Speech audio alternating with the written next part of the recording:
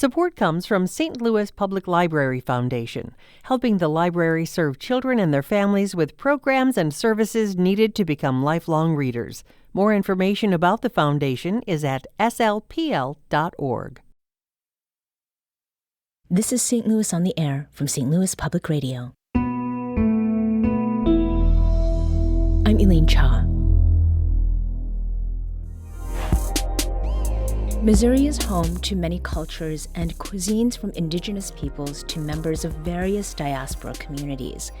And while that's true for all of America, the combination of Missouri's climate, vegetation, and personality makes the recipes in the new cookbook, Missouri Comfort: Recipes, Places, and Food Traditions in the Show Me State, special.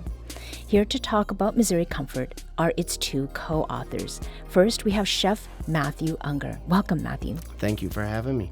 And we also have Porcshe Moran-Murphy, travel writer and food writer. Welcome to you as well, Porcshe. Hi, thank you. So, Mathew, let's start with you. Now, many books tell the stories of the diverse cultures found across Missouri. Where, though, did the idea of this Missouri Comfort cookbook come from? Well, my career, my past has kind of morphed into comfort food. So, in fact, my restaurant that I owned was comfort food with a twist was our tagline. Now, it wasn't all Missouri comfort food, but when we were thinking of Missouri and kind of what makes up all the food in Missouri, we thought that this would be a good starting place. Mm-hmm. What does comfort mean to you? I mean, it can mean a number of different things to a number of people, but I think it's just the food, as far as comfort food, the food that you grow up with, the food that you feel comfortable eating at home with mm-hmm. friends. Anything that gives you that kind of comfortable, relaxed feeling. Mm-hmm. Now, Porcshe, how is it that you got into the mix with this book?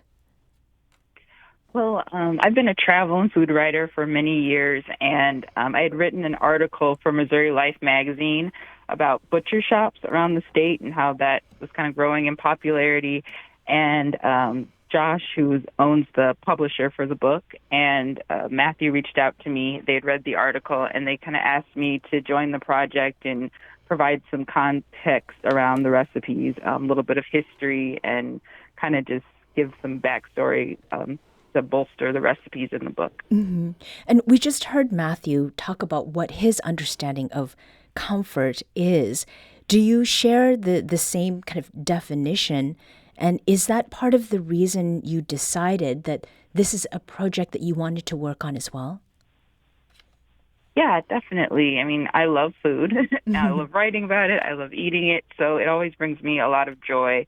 And, food is something that you enjoy with your family, with your friends. You can even meet new people around a table sharing food and drinks. So I think there is a lot of comfort that comes from food. And then, obviously, the food that's rooted in Missouri's history. I think it brings some comfort to think about some of the traditions and just how people over the years have enjoyed these same dishes and found so much pleasure in them. Mm-hmm. Mathew, you are the chef of this duo.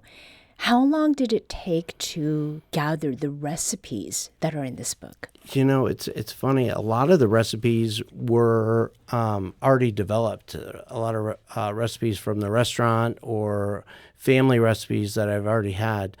But to transition them into the recipes in the cookbook, it took about 2 years. Yeah.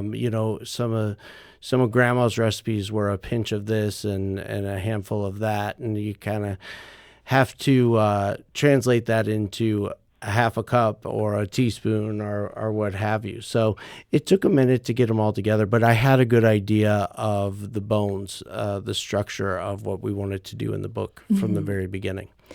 Porcshe, as you were working on the histories that are in Missouri Comfort, as you were maybe looking at the recipes that Mathew had, was it already very obvious to you how to approach how to present those histories of different people and cultures across the state? Honestly, not really. That was a challenge for me, just to figure out how to take all of this this rich culture and all of this history and put it into a condensed, book when there's just so much to cover. So it was a little bit of a challenge to figure out how to make sure we covered the entire state, and figuring out how to put all of his recipes into different categories that would really resonate with people and kind of show the expansiveness of everything that Missouri has to offer. But kind of once I figured out that format, it made it, it was kind of like I was on a roll and could really get into the book. Right. So something that I like and noticed about Missouri Comfort is how much appreciation is shown to local farmers and artisans, and the way that individual cultures are highlighted. And it starts with indigenous people in Missouri. Is that something, Porcshe, that you felt was important to do to make sure that history came first?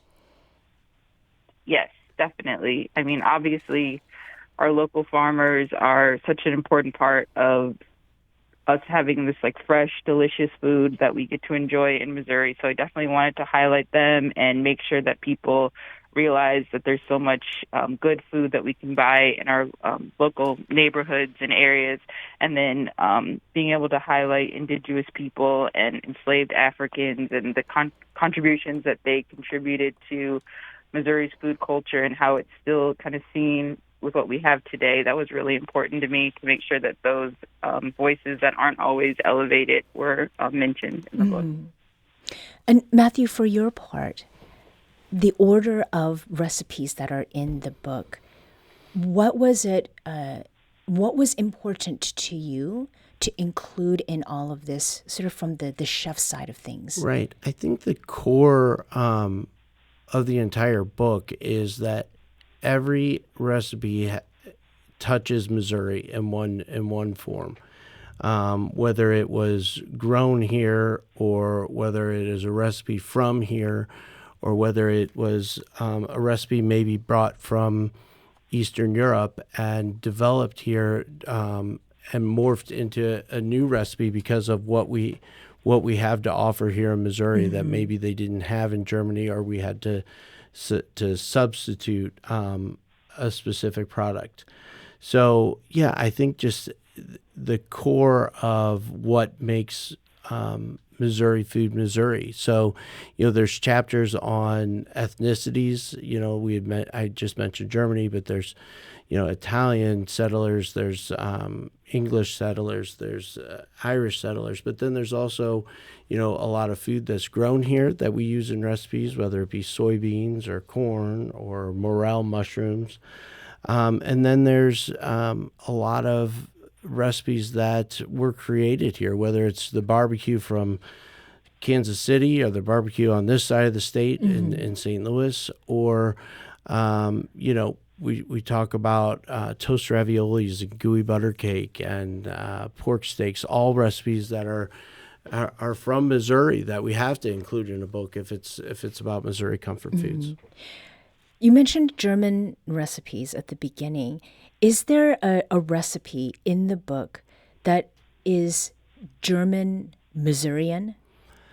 Yeah, I think that all the recipes, and we have, 8 to 12 recipes per chapter.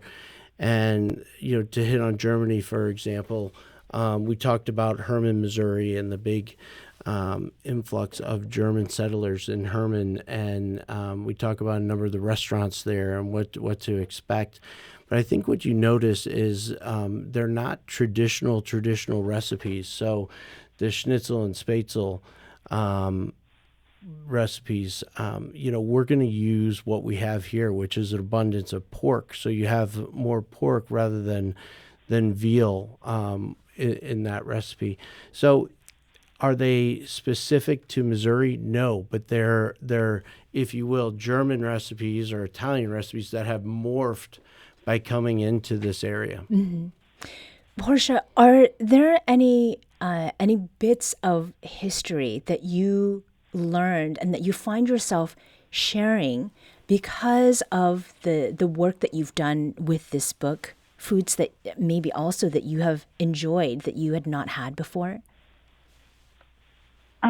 Yeah, I mean, there were definitely some things that I learned while I was doing this book. Like I said, I have been writing about Missouri food for quite a while, so there was a lot that I was familiar with, but I definitely learned a lot more about like the Italian food and the French culture. I was more familiar with like the German influences, so that was neat to learn. And then just learning about like more of the local farmers and what people are doing today, and kind of the like how much beef production we have here and pork production. So those were some things that I learned, and it was mentioned the recipes that I enjoy in the book. I have had the great honor of actually trying the recipes from Mathew. So he cooked some of the recipes in the book for myself and other people on our team. So I got to try like the burnt ends, and he has a grilled Caesar salad that was amazing. I'd never had that before. I'd never even heard of that, and it was so good.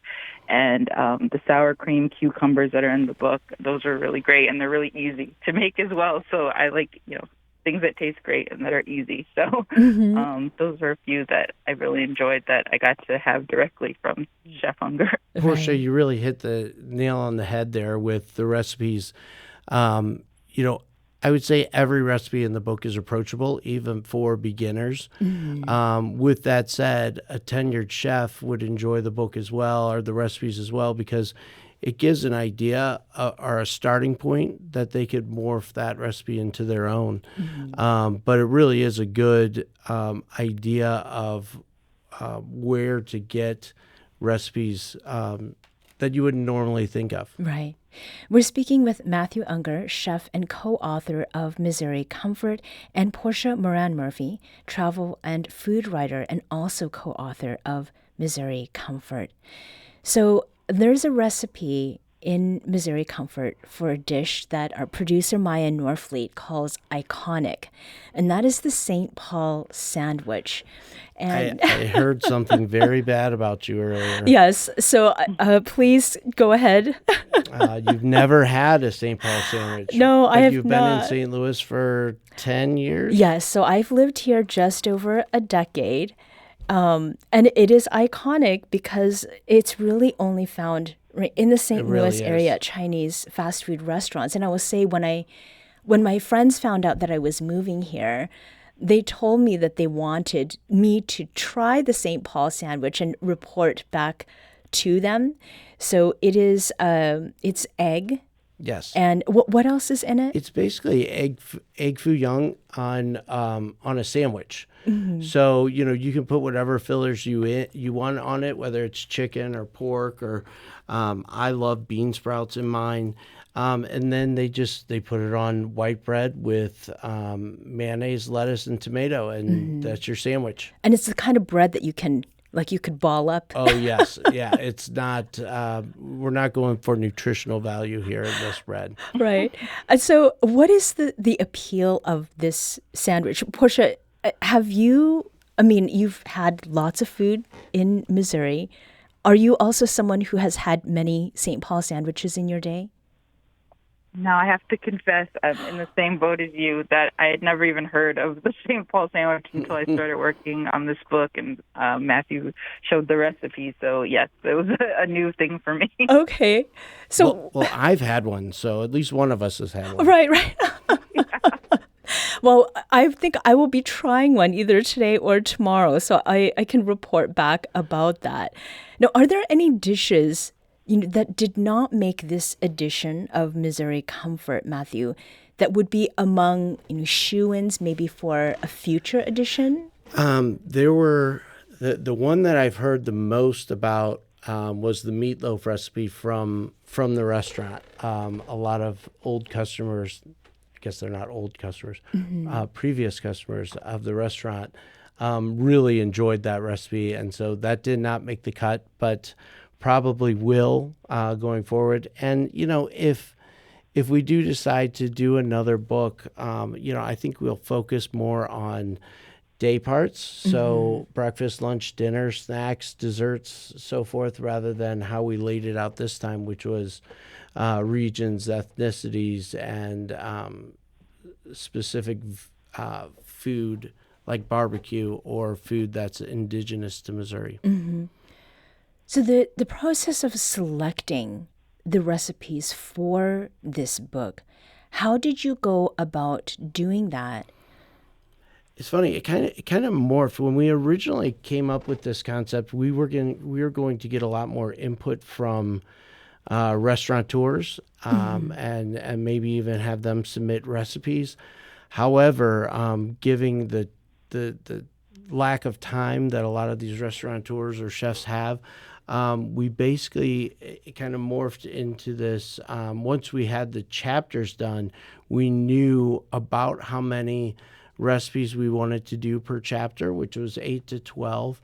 And we may have snuck a few extras in on a chapter or two, and there may only be, 6 or 7 in a chapter or two. But the idea was, we really had to find some recipes under that subtitle that were influenced by Missouri.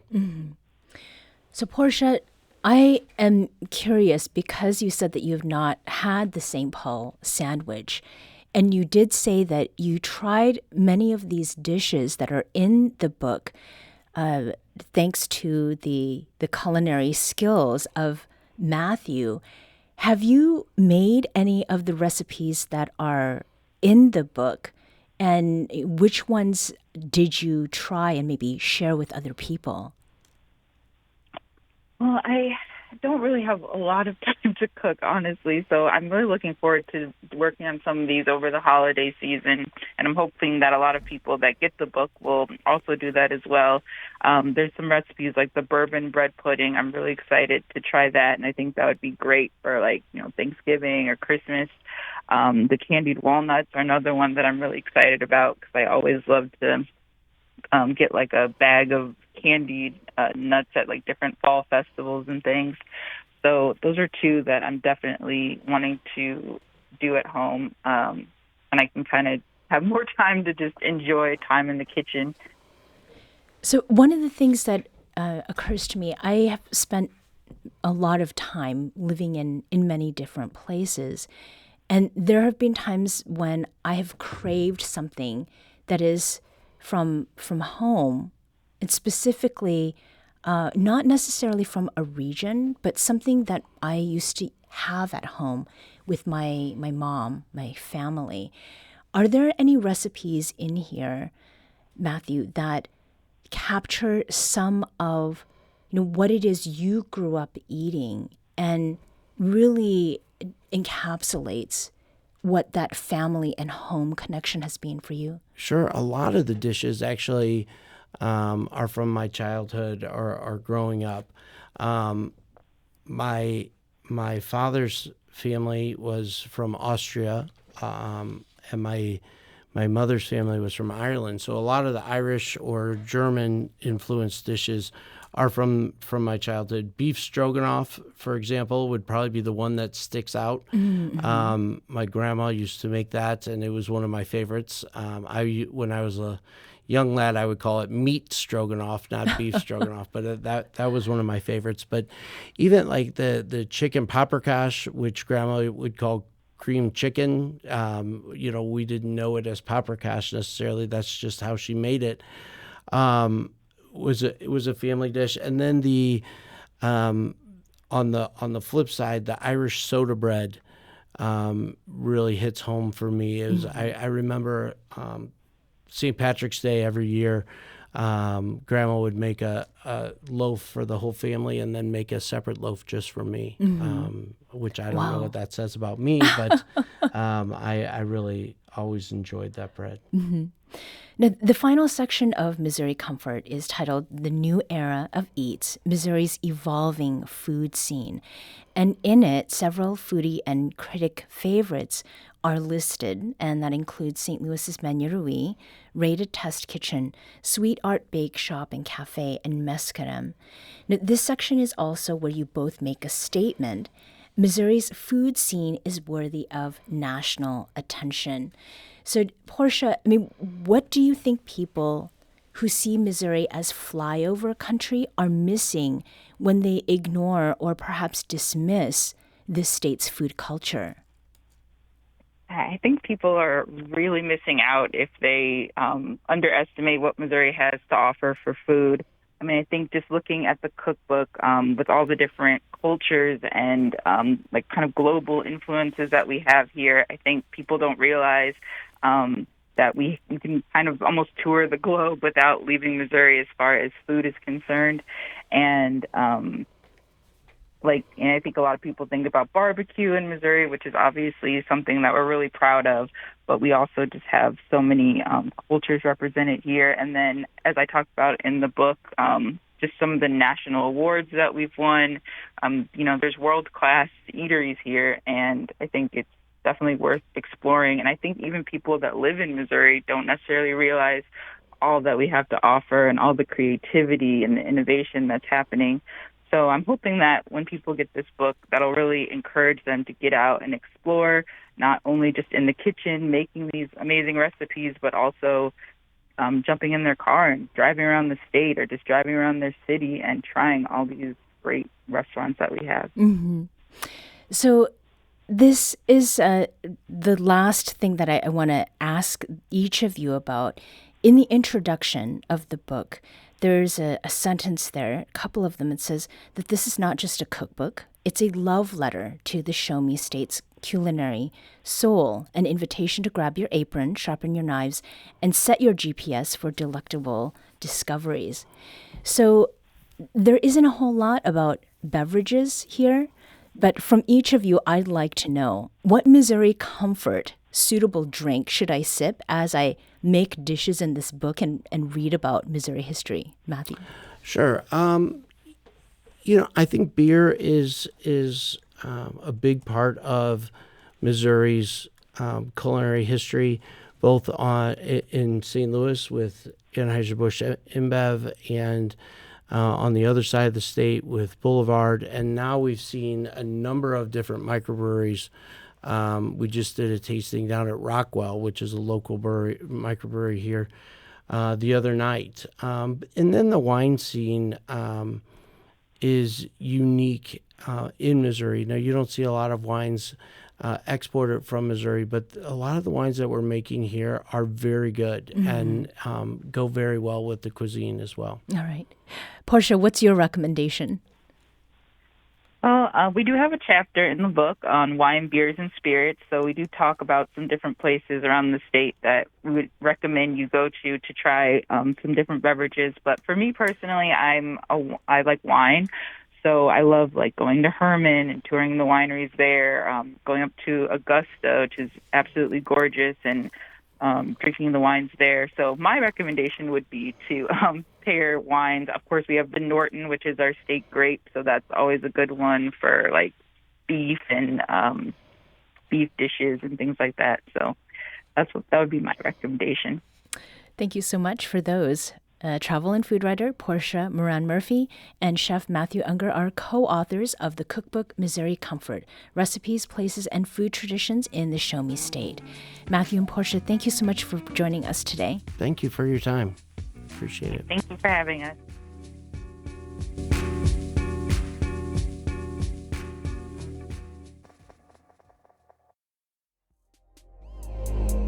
This episode was produced by Maya Norfleet. Our audio engineer is Aaron Dorr. This podcast was mixed and edited by Aaron. Our executive producer is Alex Hoyer. St. Louis on the Air is a production of St. Louis Public Radio. Understanding starts here. Do you find yourself regularly listening to episodes of St. Louis on the Air? Suggest us to a friend you think might enjoy our conversations, and leave us a review and rating on Apple Podcasts on the App Store. It's the simplest way to help people discover our show. Thank you. St. Louis Public Radio is a member-supported service of the University of Missouri St. Louis.